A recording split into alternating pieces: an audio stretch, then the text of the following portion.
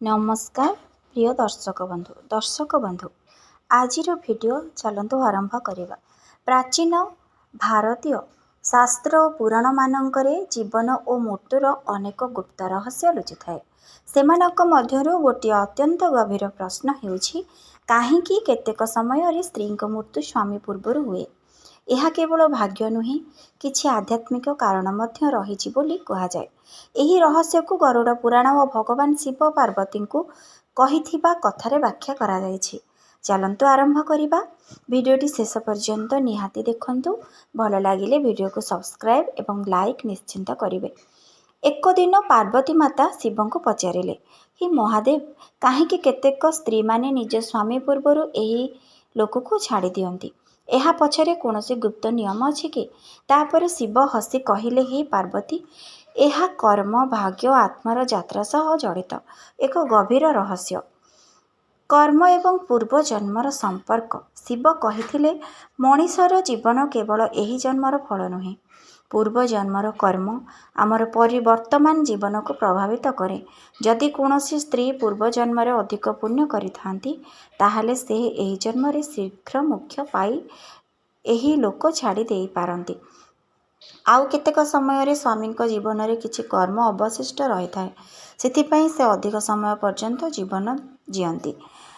गरुड़ पुराण अनुसार मृत्यु शेष नुहे, यह आत्मार एक यात्रा। शिव कहिले, आत्मा एक शरीर को छाड़ी अन्य यात्रा रे प्रवेश करे।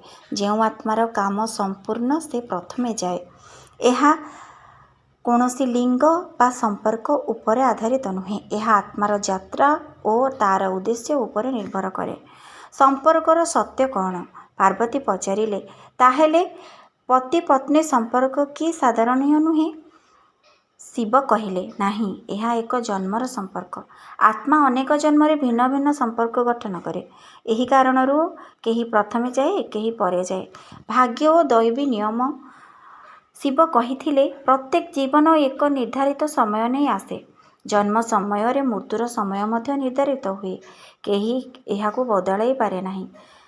पूर्व जन्मर पुण्य समाप्त, आत्मार यात्रा संपूर्ण।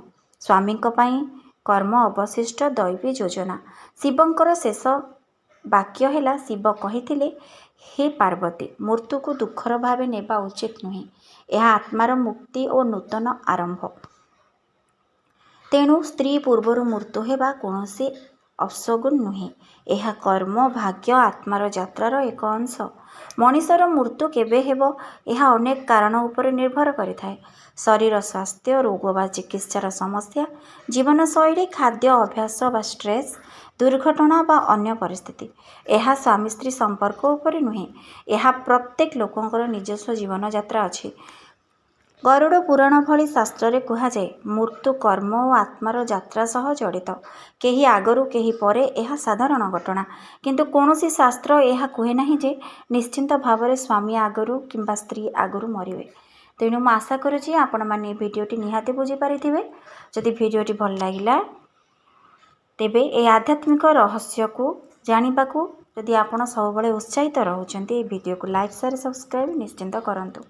रहिले जय जगन्नाथ, जय शिव शंभो।